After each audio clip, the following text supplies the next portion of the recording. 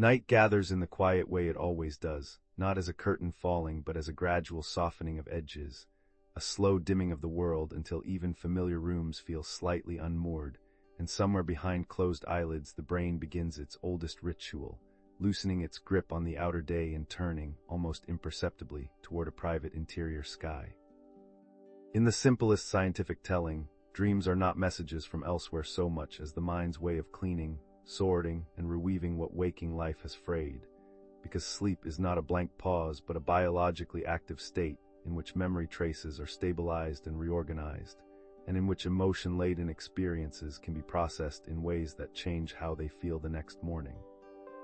In this view, the dream is not the purpose but the visible foam on the surface of deeper neural currents, a subjective flicker that rides atop systems involved in learning, consolidation, and effect, with dream content often reflecting recent concerns, older autobiographical material, and the brain's tendency to blend fragments into narrative-like forms, even when the evidence is still debated in detail. A growing body of work links dreaming and sleep to emotional memory processing and emotional regulation, suggesting that what unfolds overnight can subtly reshape what the mind chooses to keep, what it lets fade, and how sharply an image from yesterday can still sting tomorrow. Before we go deeper, if this calm pace feels good, consider subscribing so more chill science waits for you when you need it. And yet it is hard to live inside dreams for a lifetime and never feel the tug of a stranger possibility, because dreaming does not only rearrange memories, it manufactures worlds, and those worlds can arrive with a vividness that seems disproportionate to their supposed ingredients, as if the brain, in certain moments of sleep, becomes less like an archivist and more like an explorer moving through landscapes that are not bound by the ordinary rules of time, place, and identity. The cautious scientific response is that perception itself is already a controlled hallucination, a best-guess model built from sensory signals and prior expectations, and that dreams are what happens when the generative machinery runs with reduced external constraint, the model continuing to spin even as the input stream dims. But the more poetic question persists in the margins. If the brain can simulate an entire reality from within, if it can populate that reality with strangers who feel autonomous, if it can stage scenes that carry the emotional weight of lived experience, then what exactly is the boundary between an inner world and an outer one, and how firm is the lock that separates a personal dream from the larger cosmos? To approach that question without losing the ground beneath it, it helps to move slowly, first noticing what sleep actually is in biological terms, because the night is not one uniform substance but a sequence of changing brain states, cycling through non-REM stages, and at intervals, rapid eye movement sleep, the phase most famously associated with vivid dreaming. REM is not simply deeper sleep, and it is not simply lighter sleep either, because its signature is paradox. A brain that can look awake in some measures even while the body is largely paralyzed, a cortex alive with activity while the muscles are held back, as if evolution built a theater and then, for safety, bolted the doors. Within REM, the electrochemical climate shifts again, neuromodulators change, and networks that coordinate memory. Emotion and perception begin to interact in patterns that differ from those of quiet waking life, creating a biological condition that is both ordinary, because it visits most nights, and unusual, because it is a stable, naturally occurring alteration of consciousness. Here, in this altered condition, the brain's electrical rhythms take on particular shapes, and one rhythm that frequently enters the conversation is theta activity, an oscillatory pattern long associated with the hippocampus and with processes linked to memory in both animal and human research. In humans, invasive and electrophysiological studies have reported sleep-dependent theta oscillations involving hippocampal and cortical regions, adding texture to the older animal literature that tied theta-like rhythms to REM and to memory-relevant dynamics. More recent work continues to examine how theta activity and cross-frequency interactions vary across behavioral states, emphasizing that REM is not just a cinematic stage for dream imagery, but also a distinct regime of neural coordination, with signatures of connectivity and coupling that can differ markedly from other stages of sleep. And this is the moment where metaphor, if handled gently, begins to tempt the imagination, because whenever science finds a patterned signal, rhythmic, repeatable, measurable, human storytelling instinctively wonders what that signal might mean, and whether it might be doing more than coordinating the brain's own internal housekeeping. The metaphor that often rises is the radio, not because brains are radios in any literal sense, but because radios taught everyday intuition a strange lesson, that invisible waves can fill the air, and that a tuned circuit can turn those waves into music, speech, and faraway weather. If a device can receive information without touching its source, then it is understandable, in the soft hours of night, to glance at the brain's oscillations and wonder whether a dreaming cortex might ever behave like a receiver, or whether the vividness of REM consciousness might hint at an input stream we do not yet recognize. Science, in its strictest posture, answers by reminding us that neural oscillations are understood as internal coordination mechanisms, ways for populations of neurons to time their activity, to open and close windows for communication, to bind distributed processes into coherent functional networks. Still, strictness does not erase curiosity, and curiosity does not have to be reckless, because it is possible to hold a speculative thought the way one holds a fragile instrument, with care, with awareness of its limitations, and with a readiness to set it down if the evidence fails to support it. That is why, when ideas like quantum entanglement drift into conversations about dreaming and consciousness, they arrive carrying both fascination and risk. Because entanglement is a real, experimentally grounded feature of quantum physics, yet it is also easily misused as a kind of universal solvent for mysteries. In the laboratory, entanglement refers to correlations between quantum systems that cannot be explained by classical models, and modern experiments continue to probe it in ever more demanding regimes, including high-energy particle physics observations reported in the scientific literature. But none of that by itself implies that a dreaming brain is literally entangled with other minds, other times, or other universes. And careful accounts insist on the distance between what quantum theory demonstrably describes and what people might wish it to explain about subjective experience. Even so, the temptation remains, because REM feels like an in-between country, a place where the brain is neither fully anchored to the sensory world nor fully dissolved into unconsciousness, and where the mind can generate experiences that are simultaneously intimate and alien. In that in-between country, a person can awaken with the lingering sense that something was received rather than invented, that a fragment of knowledge arrived already formed, or that a scene carried the signature of a reality that does not belong to ordinary memory. Those impressions are not proof of an external broadcast, and mainstream neuroscience can often explain them through mechanisms of association, emotion, and the brain's immense capacity for pattern-making under uncertainty. Yet the impressions recur across lives and cultures, and because they recur, they will matter to the story we are about to follow, not as conclusions, but as the quiet pressure that keeps the question alive. So for now, the night can be allowed to remain what it is, a biological state with measurable rhythms, a psychological theater with endlessly variable plots, and a scientific frontier where the most solid discoveries sit beside the most persistent mysteries. Somewhere in the REM-brightened brain, theta-like patterns rise and fall, networks couple and uncouple, and the mind's inner world grows vivid enough to feel almost like a place you could return to with practice, even though it vanishes each morning with the speed of mist lifting from water. And as the body lies still, protected by the paralysis that keeps dream movement from spilling into the room, the question waits patiently in the dark, not demanding belief, only asking for attention. There is a particular kind of quiet that belongs to the middle of the night, when the world outside the window is not asking for attention, and the mind, no longer forced to keep a coherent model of the room, begins to loosen the bolts that hold perception to the senses, so that internally generated images can rise with the same insistence as anything seen in daylight, and this is the doorway through which the antenna metaphor usually enters. Because REM sleep is not simply rest, but a state of organized activity in which the sleeping brain sustains complex patterns while the body remains guarded by muscle atonia.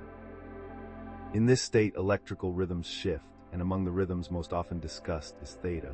a band of oscillatory activity that has been linked across a long arc of research with hippocampal function and the coordination of memory-related networks, especially when the brain is binding experiences into sequences and contexts rather than storing isolated fragments. When REM arrives, theta becomes more than an abstract frequency range on a graph. Because in both animal and human work it has been associated with the internal dialogue between limbic regions, including hippocampus and amygdala,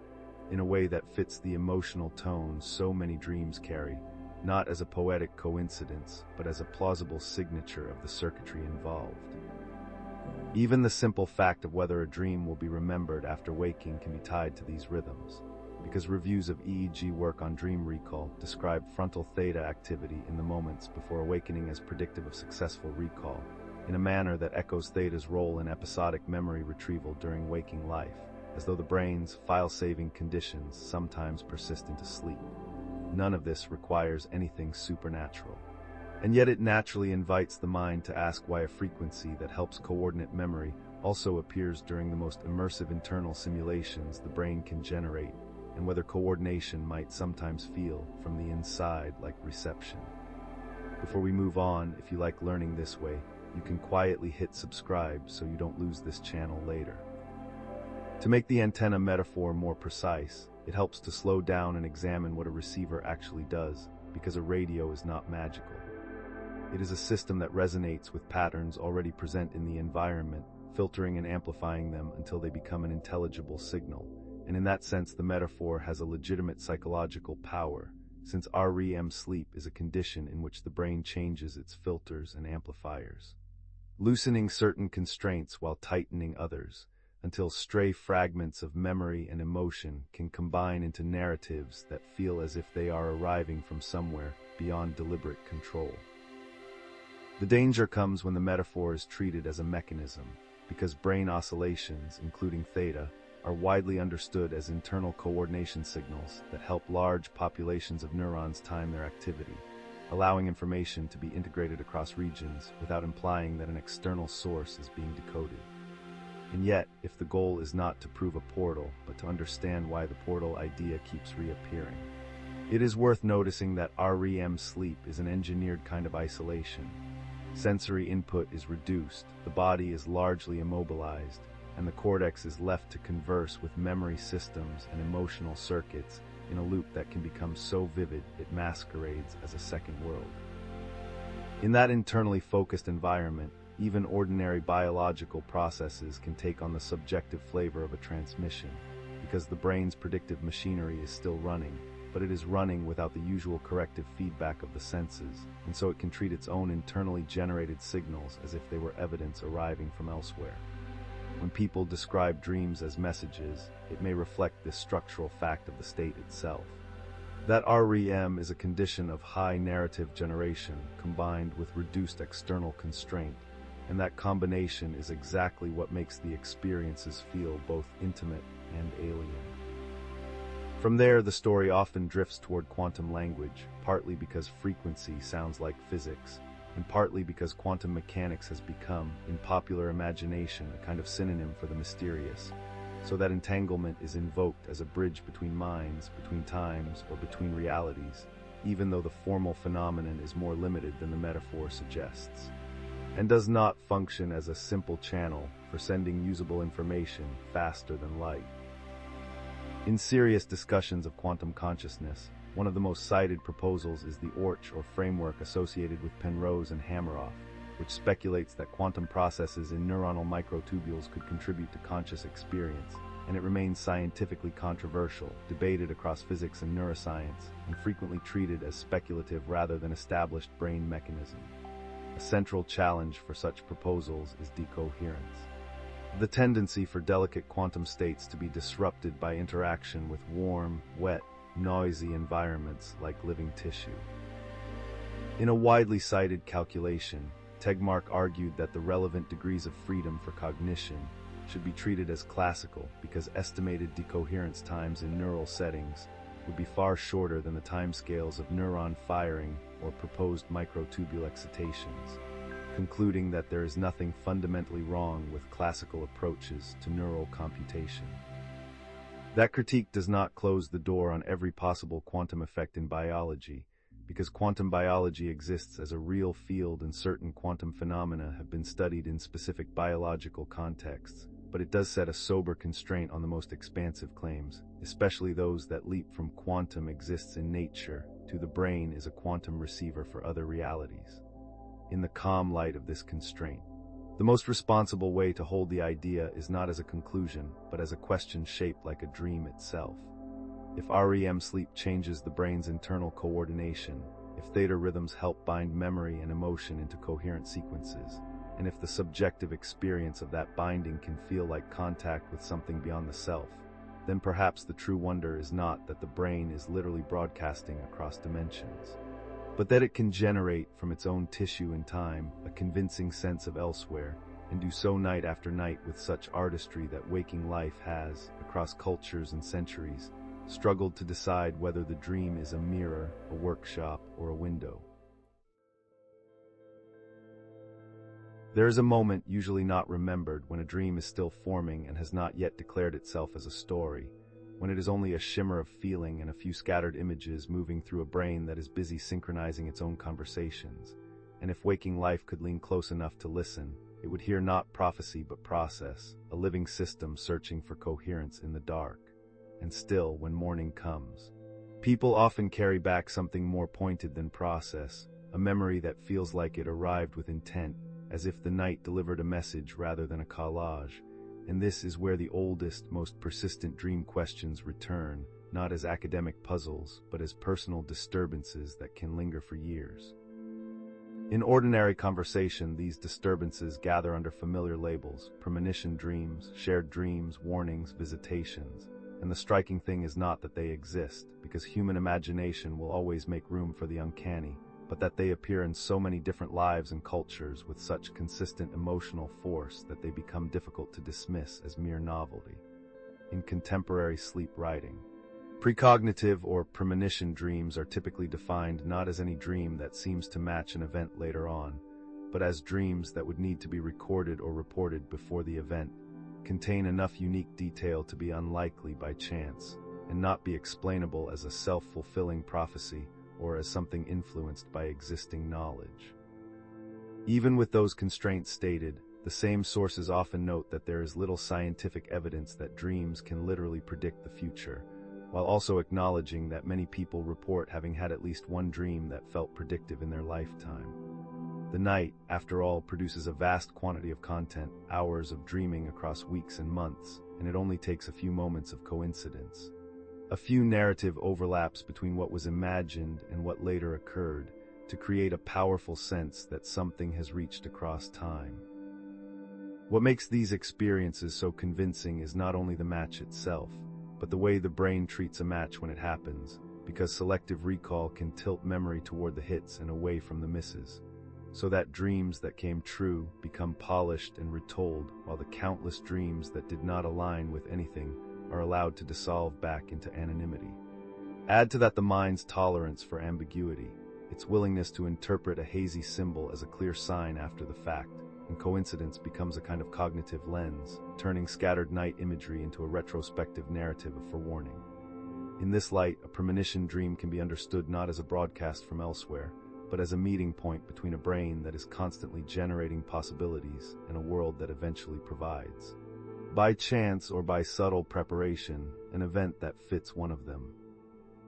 Yet there is another explanation that is quieter, less dramatic than prophecy, and more interesting than simple coincidence,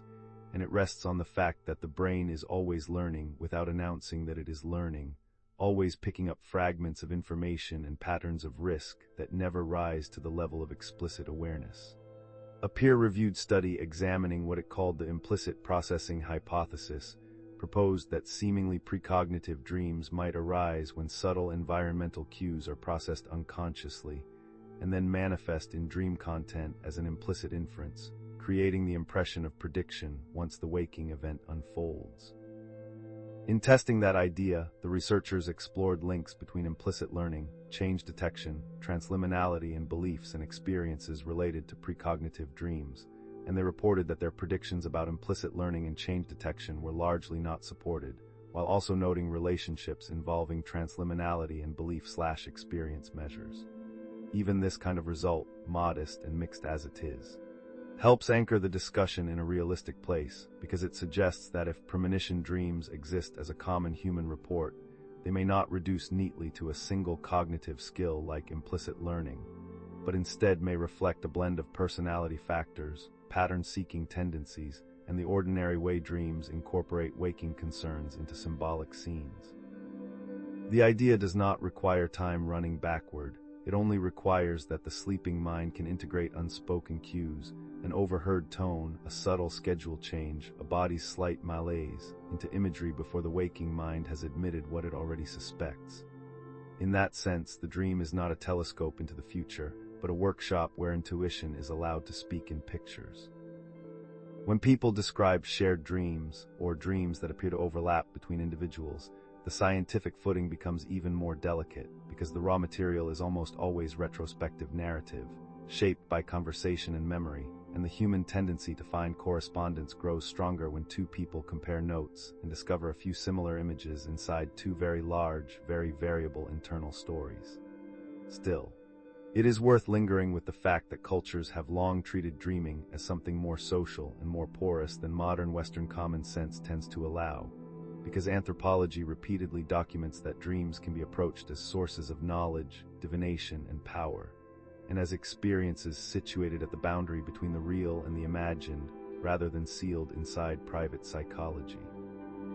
Across ethnographic contexts, dreams may be taken as journeys beyond the ordinary self, as unsolicited visitations by outside entities, or as pathways to future events. And in many places they are not merely interpreted in solitude but discussed, edited, and given social weight through communal practices and recognized expertise. One detailed overview describes how some communities understand dreams as predictive of events that will affect those around the dreamer, how dream interpretation may be guided by lamas, shamans, or other specialists, and how, in other settings, dream sharing can be ritualized and collective, shaping daily decisions and reaffirming social ties.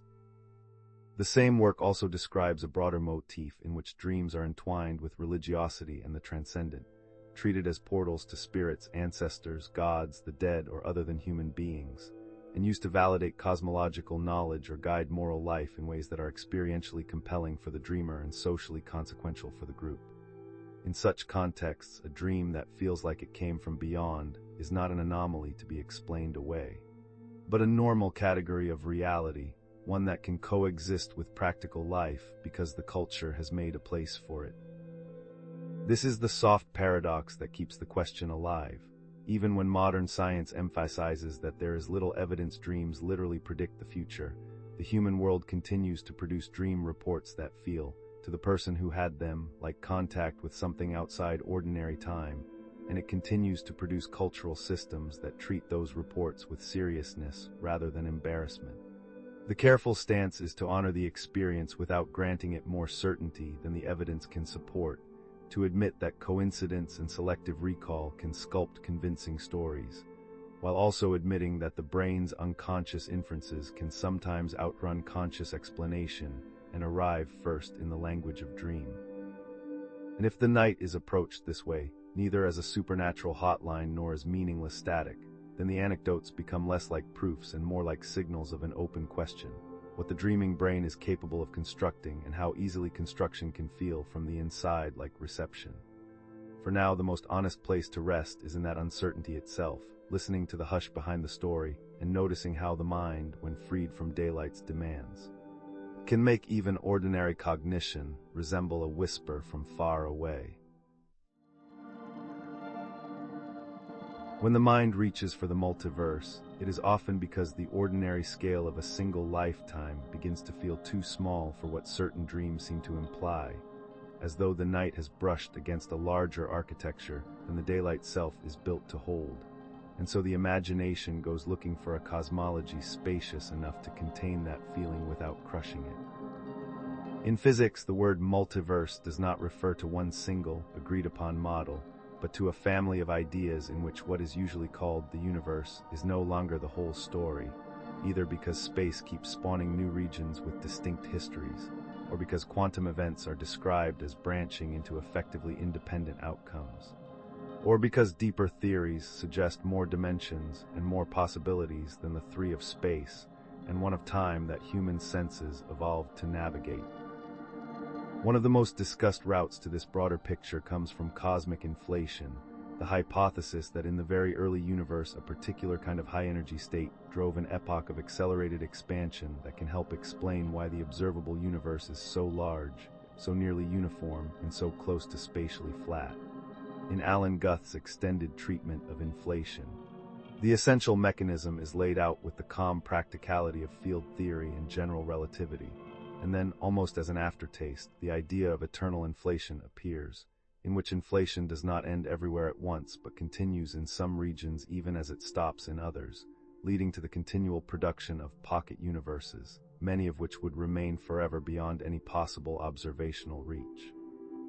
Guth emphasizes that although these pocket universes would be unobservable in practice, eternal inflation can still have consequences for how predictions are extracted from models, because once inflation becomes future eternal, the statistical structure of what exists becomes tangled with questions of probability, measure, and what it means to count outcomes in a space that keeps creating more of itself.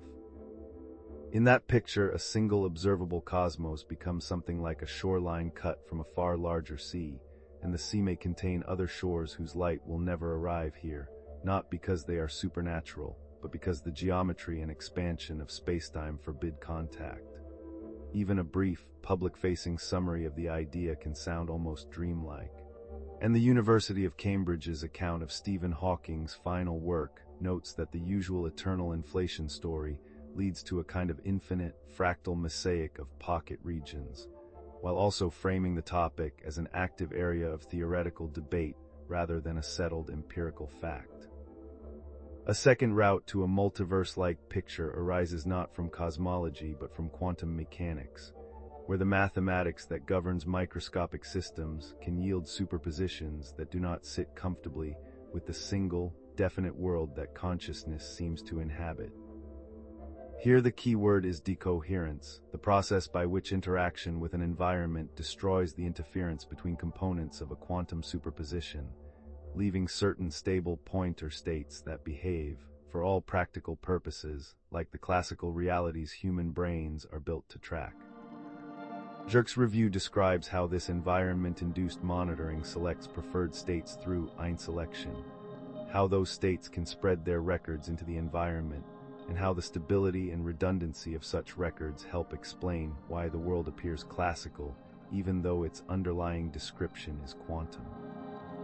In modern discussions, that same machinery is often placed beside Everett-style many-worlds language, and a CERN Courier essay describes the Everett interpretation as the decoherent view taken fully seriously, where interference, unitarity, and decoherence together motivate the idea that what looks like collapse may instead be branching into effectively independent outcomes.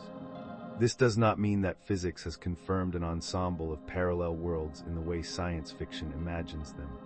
but it does mean that within some interpretive frameworks, the formalism of quantum theory can be spoken about as if it carries, folded within it, a plurality of histories that no longer interact.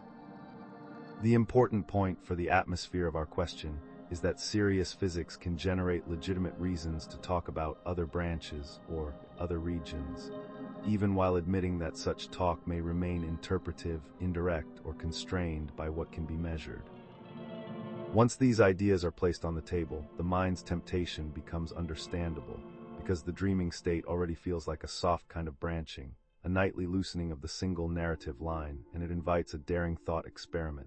If reality itself might contain multiple histories or multiple regions, could the dreaming brain ever sample information that did not originate in the waking individual's past? The honest scientific answer, at least with the evidence currently available, is that there is no established mechanism in neuroscience or physics showing that dreams can access causally disconnected pocket universes, or that REM imagery can retrieve information from decoherent quantum branches, especially given that eternal inflation pocket universes are described as unobservable and causally inaccessible in the very models that propose them. Yet as a speculative lens rather than a claim, the multiverse can still do something valuable, because it forces a distinction between two different kinds of impossibility, what is forbidden by physical law and what is simply unsupported by present evidence. In the inflationary picture, the barrier is not merely technological but geometric, because the other pockets would be separated by expansion in a way that prevents signals from crossing. Which makes the idea of ordinary information transfer from those regions into a sleeping cortex profoundly difficult to reconcile with the model's own structure. In the decoherence picture, the barrier is dynamical, because decoherence is described precisely as the loss of coherence between alternatives, the destruction of interference that would be required for branches to communicate in any controlled way, and this too makes messages from other branches a poetic image rather than an experimentally grounded pathway. Still, the thought experiment persists because dreams already demonstrate that a brain can construct whole worlds from partial evidence, can populate them with people who feel autonomous, and can make the dreamer feel like a witness rather than an author. And when a person wakes with the sense of having visited a different life, multiverse language offers a ready-made vocabulary for that feeling. If in some far future, anything like cross-branch influence or cross-region contact were found to be physically meaningful, it would reshape not only neuroscience but cosmology and philosophy at once, because it would imply that subjective experience can be entangled with structure beyond the local body in a way current theory does not describe. It would also force a more careful accounting of what consciousness is doing when it generates a world model, because the boundary between simulation and perception would no longer be guaranteed by locality and sensory input in the way it is assumed to be now. But until such a mechanism is evidenced, the most grounded place to stand is to treat the multiverse not as an explanation for dream anomalies, but as a mirror that reflects how naturally the human mind reaches for vast frameworks when confronted with experiences that feel larger than the self,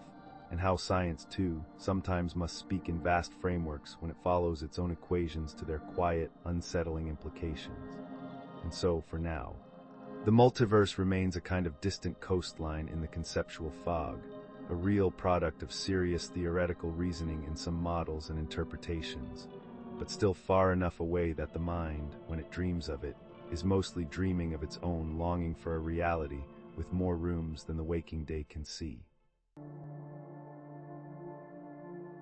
By the time the night has carried the brain through a few full cycles, the question begins to shift, almost without permission, from whether dreams are real to what it would mean to study them with the same patient rigor used for tides and tumors and the slow chemistry of distant stars, because a dream is private by default, and privacy is the oldest obstacle in consciousness research.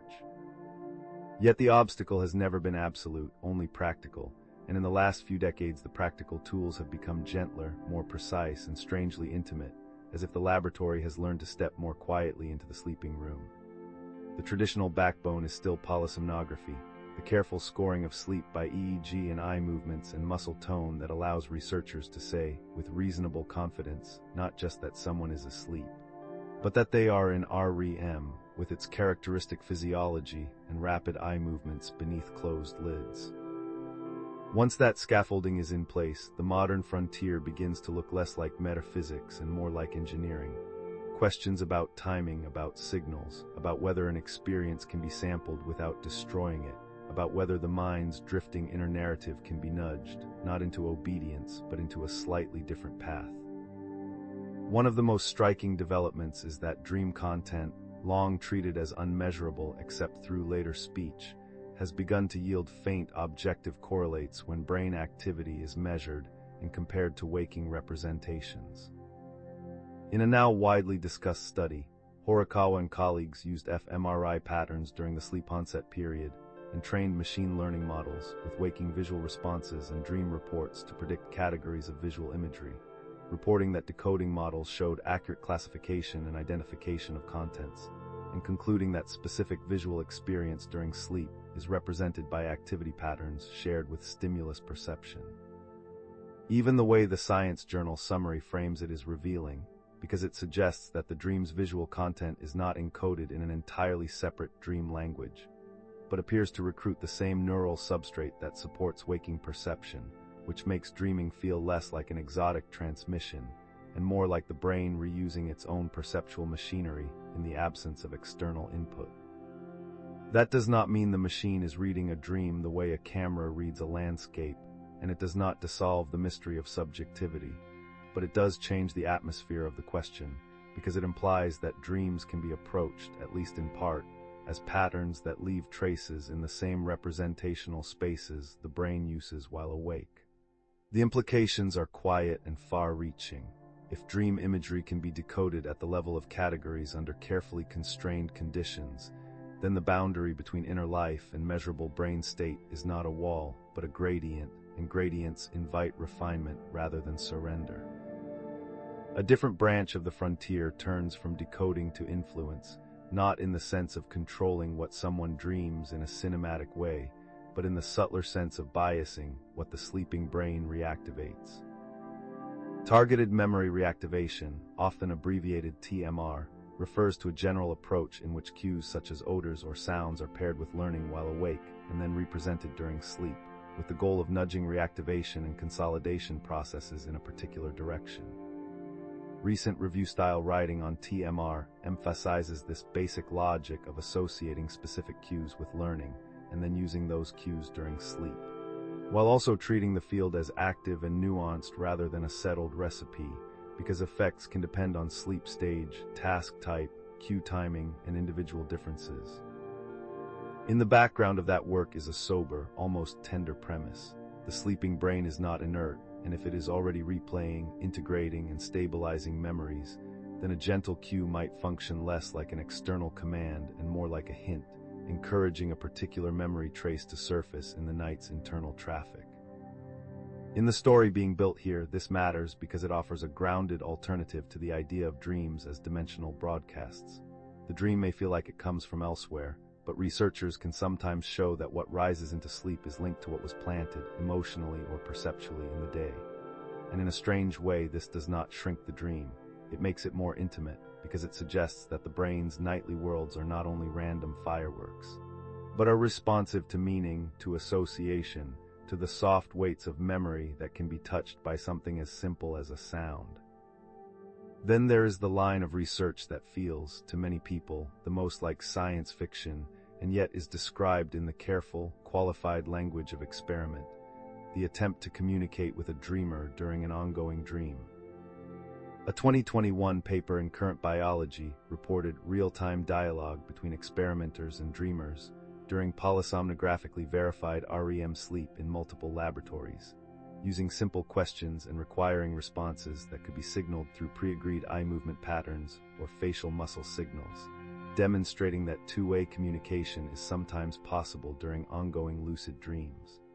A related commentary notes that decades of psychophysiological work had already established that lucid dreamers can use eye movements to report on dream content while in REM sleep,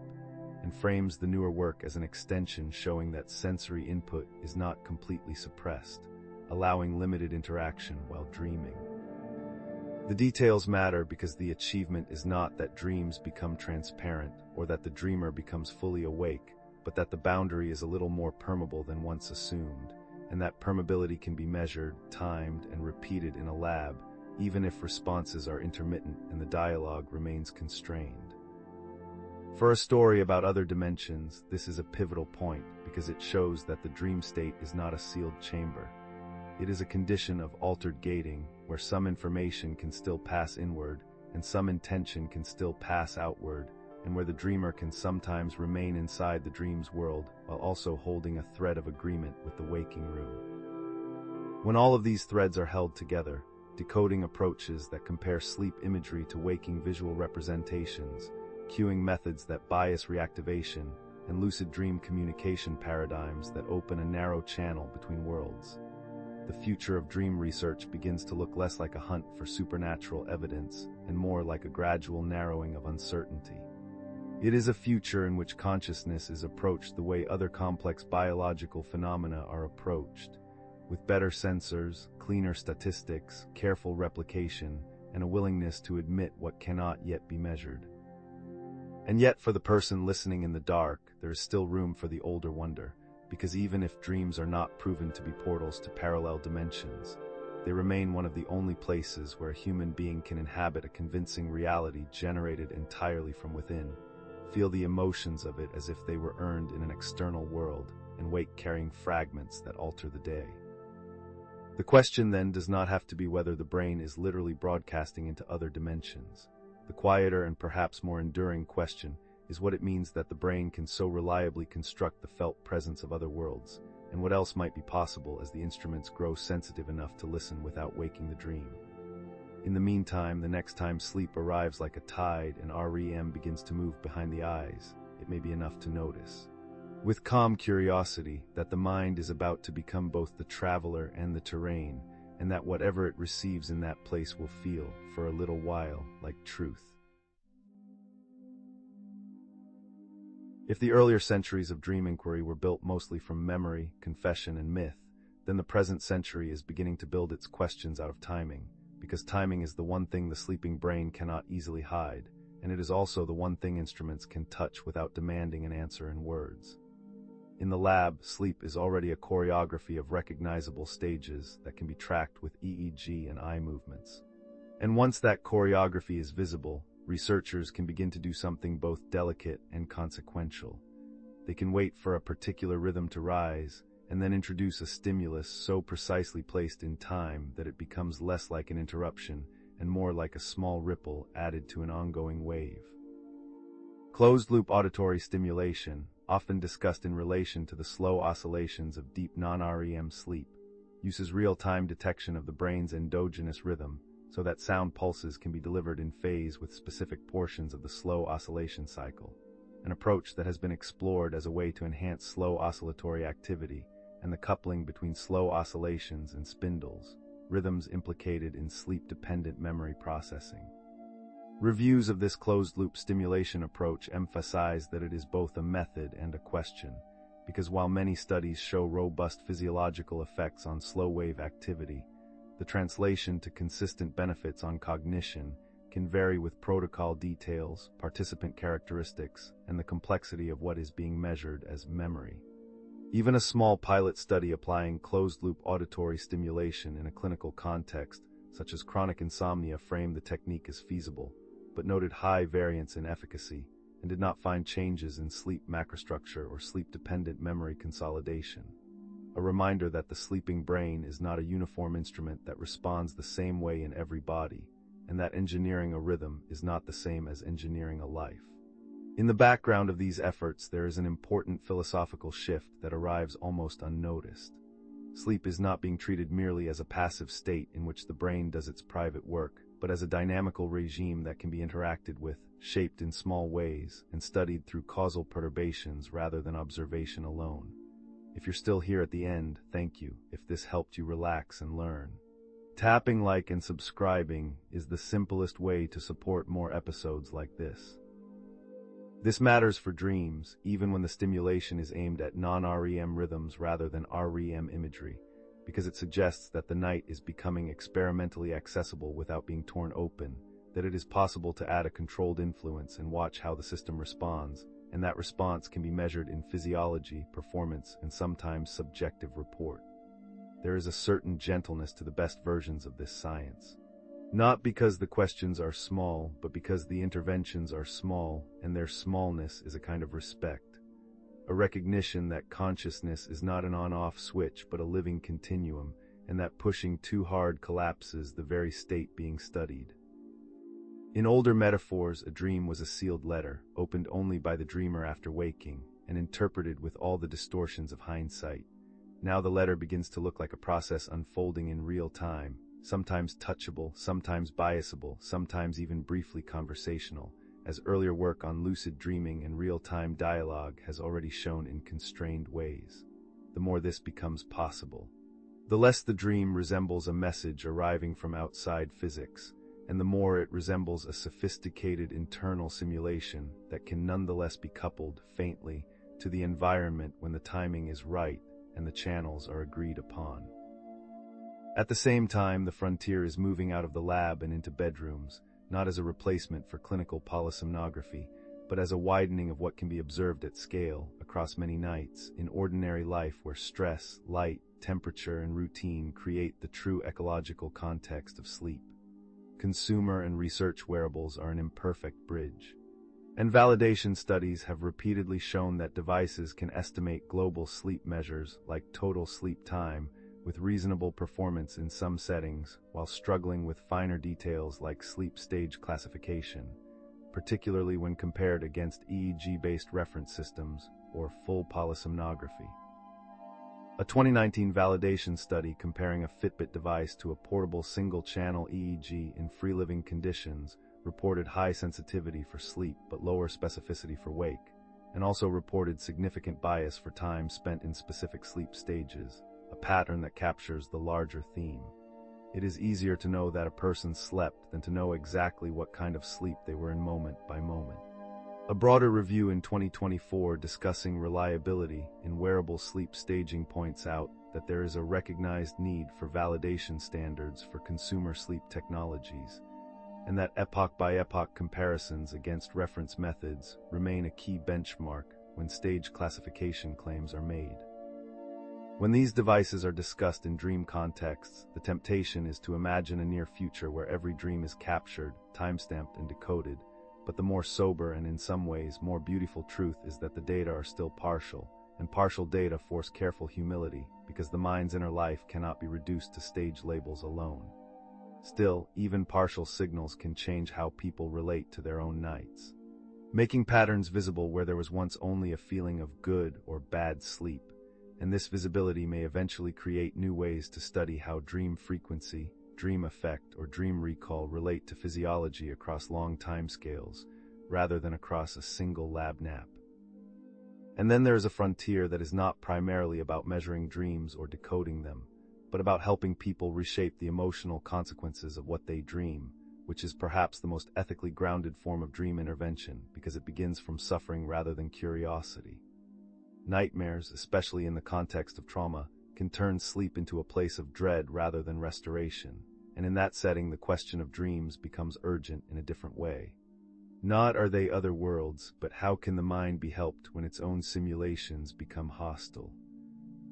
A meta-analysis of imagery rehearsal therapy for post-trauma nightmares reported large effects on nightmare frequency and sleep quality, with sustained effects at follow-up, while also noting limitations such as the small effect sizes seen in the single study with an active treatment control condition, which is another quiet reminder that interventions can be promising while still needing rigorous refinement. The underlying idea of imagery rehearsal is not mystical.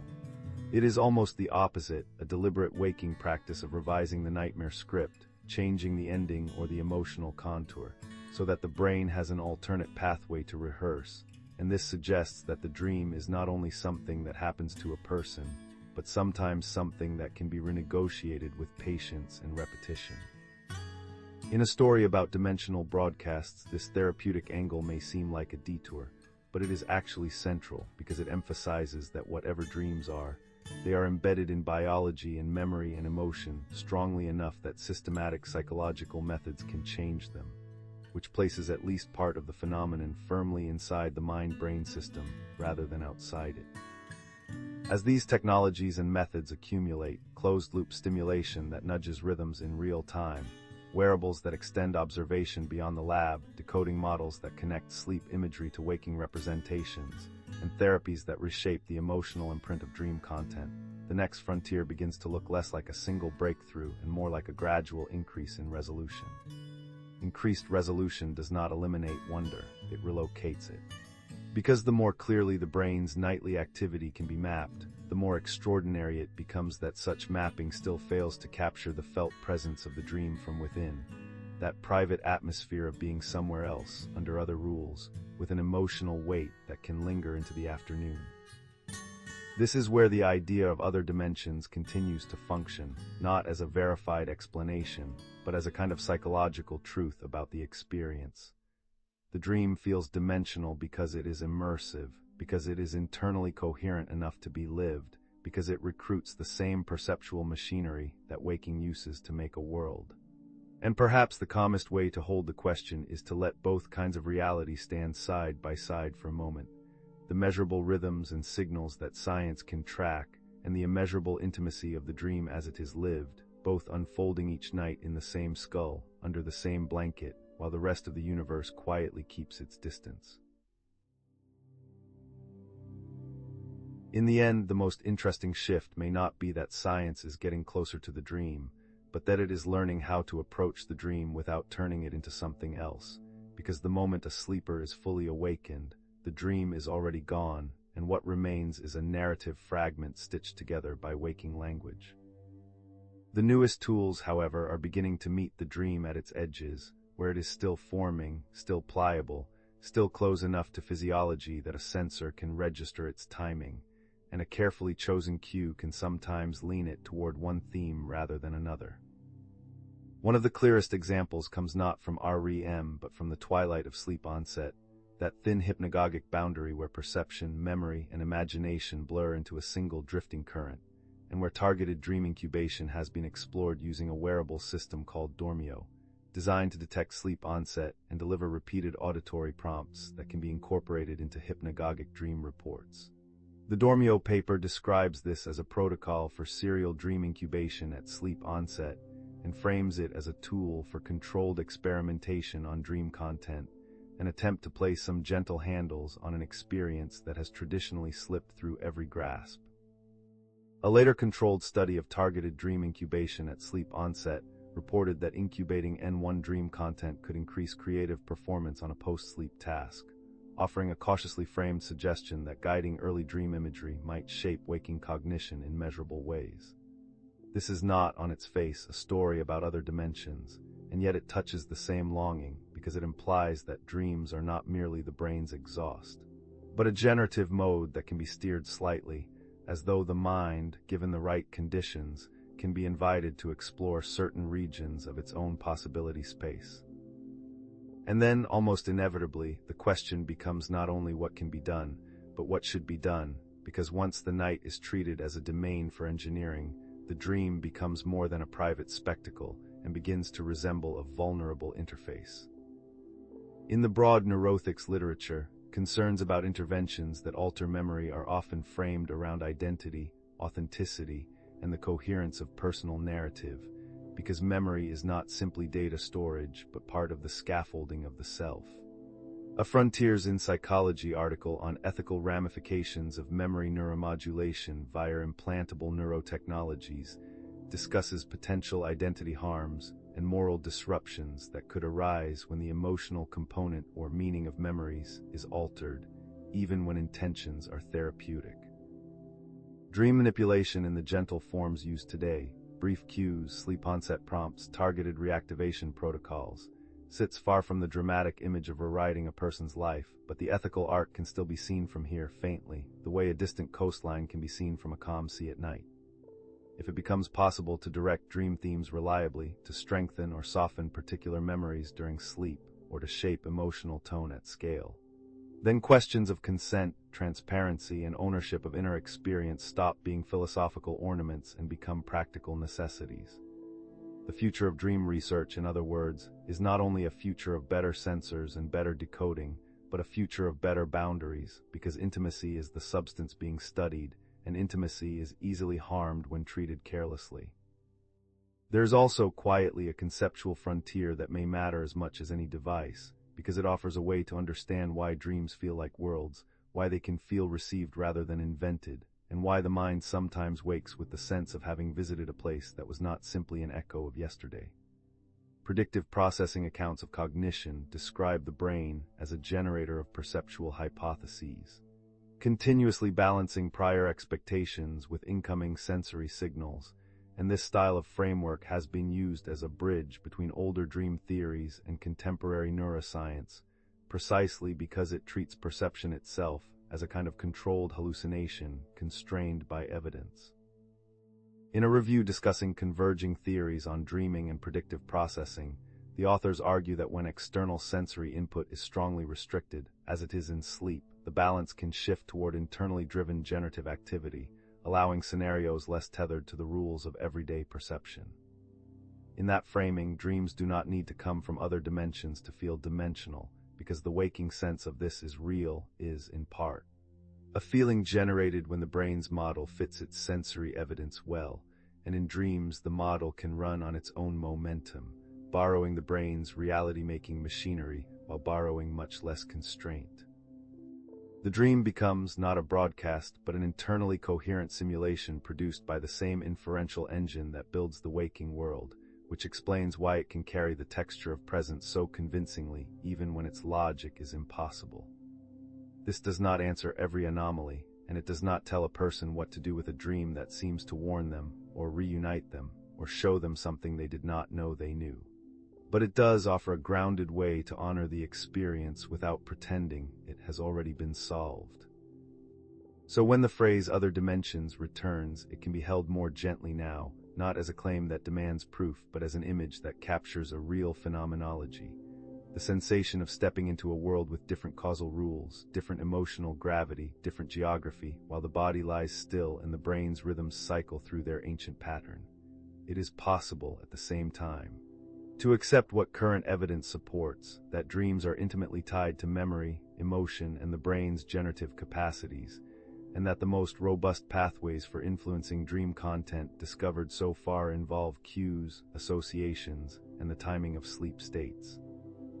It is also possible to leave a small space open for humility, not the kind that smuggles in certainty under the name of mystery, but the kind that admits that subjective experience, especially in altered states, still contains corners that science has not fully illuminated, and perhaps cannot illuminate in the way people secretly hope it will. The night will likely never become a simple laboratory bench.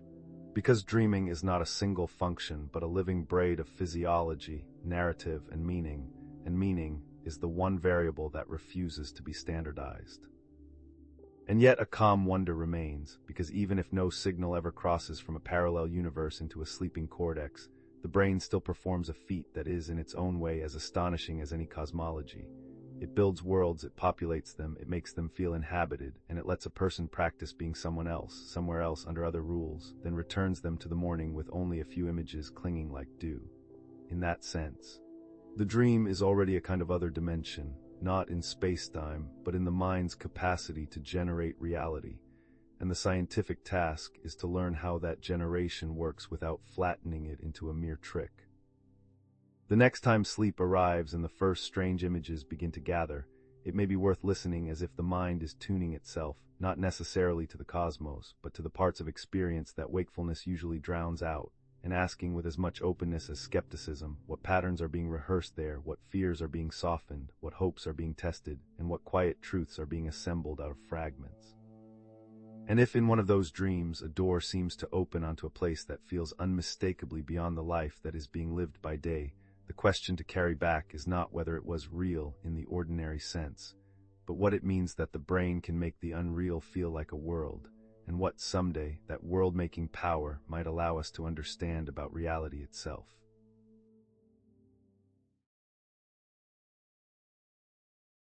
As the tools become quieter and the questions become more carefully framed, the mystery of dreaming begins to merge with a larger and even older mystery, the one that sits behind every theory of mind like a dim, patient star. How consciousness is generated at all, and why it can take so many forms while still feeling from the inside like a single continuous presence. In waking life, consciousness arrives braided with the senses, stitched to vision and sound and pressure, and the constant negotiation between the body and the world. But in dreaming, especially in REM, it arrives in a stranger way, as an internally generated scene that can still feel richly inhabited, which makes REM a kind of natural experiment. A demonstration that vivid experience does not require external input, as long as the brain can sustain the right kind of global coordination. If the earlier parts of this story treated dreams as a possible antenna, the more grounded scientific frontier now treats them as a window into the minimal conditions for a world to feel real, because a dream is what happens when the brain's world model runs without being continuously corrected by the outside. Modern theories of consciousness often focus on how information becomes widely available across the brain, and the global neuronal workspace hypothesis, as reviewed by Masher and colleagues, emphasizes that conscious access involves a kind of non-linear ignition and recurrent processing that makes information globally accessible to many specialized systems rather than remaining trapped in local circuits. This framing becomes especially interesting when placed alongside the physiology of sleep, because sleep stages can be understood not only as changes in arousal, but as changes in the brain's capacity for global integration, broadcast, and sustained access, which is why the loss of wake-like consciousness in NREM sleep is sometimes described as a functional disconnection that limits global information sharing. When REM dreams are considered through this lens, the question shifts from where did the dream come from to what architecture allows experience to continue when external input is low, and that architecture, in many accounts, involves the reconfiguration rather than the shutdown of large-scale networks. A recent eLife study describing a synergistic global workspace combines network science with an information-theoretic notion of synergy to map regions that gather and broadcast integrated information. And it reports that integrated information in these workspace nodes shows consciousness-specific reductions during loss of consciousness and restoration with recovery, linking broad integration to the presence of conscious experience. Even when such work is not about dreaming directly, it quietly reshapes how dreaming is interpreted, because it suggests that the difference between an empty night and a vivid dream may not be whether the brain is active, but whether the right patterns of integration and broadcasting are restored enough to sustain an inner scene. Here, the old metaphor of the antenna becomes newly subtle, because the brain may not be receiving signals from other universes, but it does appear to be a system that, when its internal workspace is configured in certain ways, can generate a conscious world out of fragments and priors and memory traces, and then let that world be experienced as if it were discovered rather than made. In this view, dreaming is not evidence that consciousness extends beyond biology,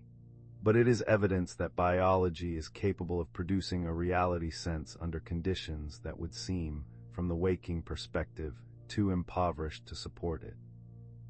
The question of dimensions, then, can be reframed as a question of models. A dream feels like another dimension because it is another model of reality, internally coherent enough to recruit the brain's ordinary machinery of presence and meaning, even when its causal rules are unstable and its geography impossible. When that is held in mind, the most compelling dream anomalies can be approached without contempt and without credulity, as experiences that may be explained by cognition's deep tendencies, pattern completion, selective memory, unconscious inference, while still respecting the felt intensity that makes them memorable. At the same time, the emotional weight of dreams continues to matter, because whatever else dreaming is, it is often emotional before it is logical, and the night can become a place where distress is either softened into narrative or sharpened into nightmare. A 2024 Scientific Reports paper discussing dreaming and emotion notes that REM sleep is characterized by features including vivid dreams, muscle atonia, and theta activity. And it also emphasizes that the effects of REM sleep on emotional reactivity can be mixed across studies, with some findings suggesting improved regulation and others suggesting the possibility of heightened arousal under certain conditions. In clinical contexts, the stakes of this are visible, because a 2025 systematic review on REM sleep, dysphoric dreams, and emotion regulation in psychiatric disorders describes fragmented REM sleep as disruptive to the overnight resolution of emotional distress and frames REM disturbances as transdiagnostic features relevant to emotion regulation and mental health outcomes. These lines of evidence do not need metaphysical explanations to be profound, because they imply that part of what the night is doing, through dreams or around dreams, is shaping the emotional weather that the mind carries into the next day. And so the next frontier is likely to be both technical and humane at once, involving better decoding and better perturbation methods, but also better interpretation of what those methods mean for ordinary life, because once dreams can be nudged, incubated, and lightly interacted with, questions of agency become unavoidable. The same expanding capability that makes dream science feel like a doorway also makes it feel like a responsibility. Because if a dream can be steered toward creativity or away from terror, then researchers and clinicians must decide how to do that transparently and ethically, and society must decide what kinds of influence on private experience are acceptable even when they are subtle. The calmest version of this future is one in which the night is treated as a protected terrain, studied with consent and restraint, and used to relieve suffering more than to satisfy curiosity, while still allowing curiosity its rightful place as a gentle engine of discovery. For now, though, the listener does not need a laboratory to participate in the question, because every sleeper already carries the only instrument that truly matters for the lived side of dreaming, which is attention, the willingness to notice what rises in the night without forcing it into a single explanation.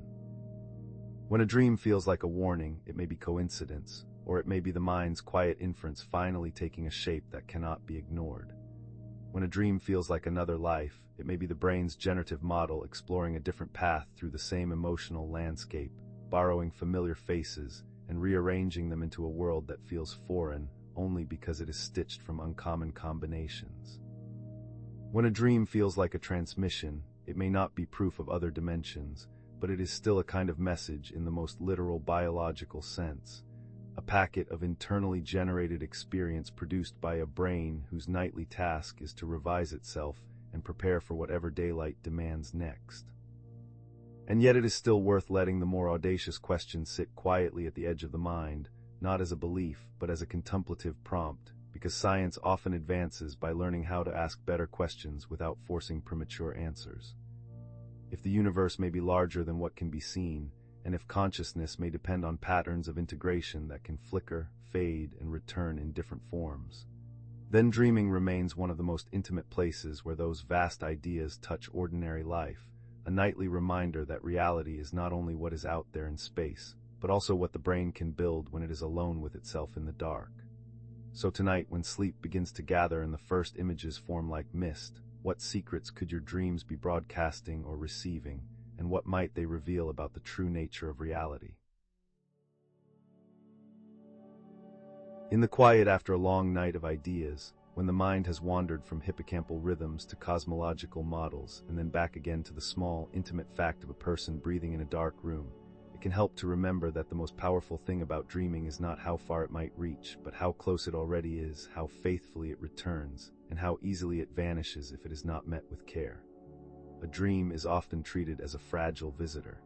And in one sense it is, because it arrives in a state where memory is being reorganized, perception is being simulated, and attention is not anchored by the outside world, and the moment waking consciousness tightens its grip, the visitor dissolves into a handful of images and a mood that lingers like weather. Yet science has learned in its patient way that even these dissolving experiences can be approached without being harmed, as long as the approach is gentle enough, and perhaps that is the deeper lesson for anyone living with dreams that feel unusually vivid, unusually meaningful, or simply unusually persistent. One of the simplest but most revealing discoveries is that the act of collecting dreams changes what can be known about them, because the sleeping mind is not obligated to preserve its own creations for morning, and dream recall is shaped by when and how reports are obtained. In a study examining the effect of dream report collection during sleep, awakenings used to collect dream reports reliably detected incorporation of learning material into dreams, while collecting only in the morning did not detect incorporations in the same way, and the authors concluded that awakenings are suitable and necessary for certain kinds of dream and memory studies.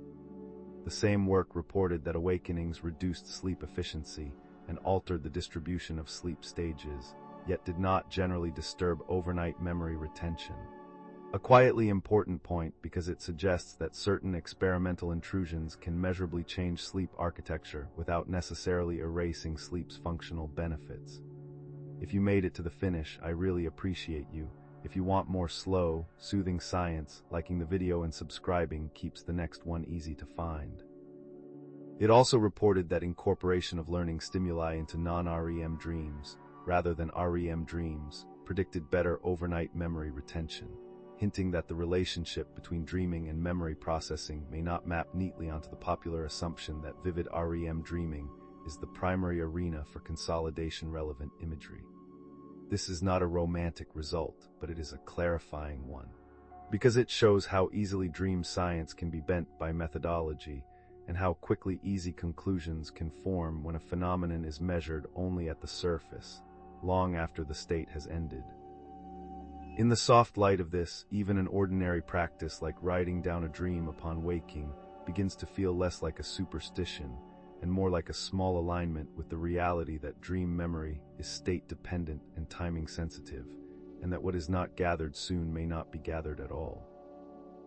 There is another way dreams have begun to leave the privacy of the pillow without losing their individuality, and it comes through archives, the slow accumulation of dream narratives that can be searched, compared, and studied in patterns large enough to reveal regularities that no single dreamer could see from inside their own night.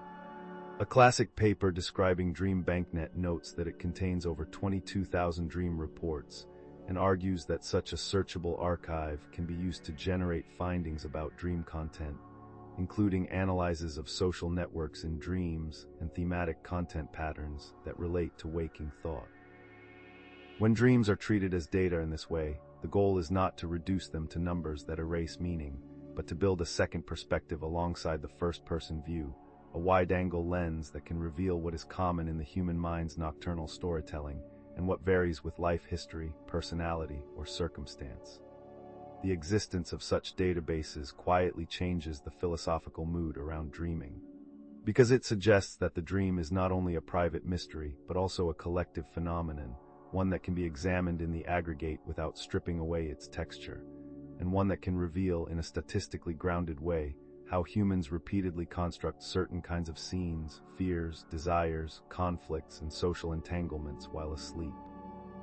Even for those who prefer to keep dreams in the realm of personal reflection, it is soothing to know that the mind's strangeness is not solitary,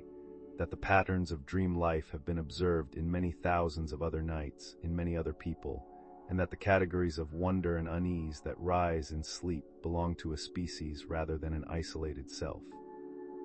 And as soon as dreams become something that can be recorded, decoded, nudged, or incubated, another kind of question arrives, not about dimensions but about dignity, because the sleeping mind is both active and defenseless in a particular way, and anything that touches it must be held to a higher standard of care. Discussions in neuroethics about memory modification highlight risks of identity harm and disruptions to the coherence of self-narratives when the emotional component or meaning of memories is altered, emphasizing that technologies capable of recording and changing neural activity can carry moral and psychological consequences beyond their technical success. Even when dream-related interventions are non-invasive and modest, the arc of the argument still applies, because dreams are one of the ways the mind metabolizes emotion and rehearses meaning, and changing that process without consent or understanding would not be a neutral act. The ethical point is not that the science must stop, but that it must remain transparent and patient, prioritizing therapeutic benefit and informed choice, and resisting the temptation to treat the night as a mere platform for optimization. In a calm sense, this is also a kind of respect for the very mystery that drew people to the idea of dimensional dreaming in the first place, because the longing behind that idea is often a longing for depth, for significance, for an inner life that cannot be reduced to productivity, and a humane science does not crush that longing even as it explains the mechanisms beneath it. So the story can be allowed to settle into a quieter truth, one that does not need to be proven by extraordinary claims to be extraordinary in its consequences. The brain does not have to be broadcasting to other universes for dreams to matter, because even within the boundaries of biology, a dream can change the emotional tone of a morning, reshape a memory's sting, or reveal a concern that the waking mind has been too busy to name. At the same time, it is wise to hold the more speculative language as language, useful for expressing the felt sense of otherness, useful for honoring the experience without trivializing it, but not interchangeable with evidence. The most reliable way forward is neither cynicism nor credulity, but a steady attention to what is measurable, a compassionate attention to what is felt, and a willingness to let the unknown remain unknown until it yields to better methods. And when the lights go out again and the mind begins its nightly drift, the simplest image to carry is not a telescope aimed outward, but a lantern held inward, illuminating just enough of the inner landscape to see that it is vast, patterned, and alive, even when no one else can see it at all.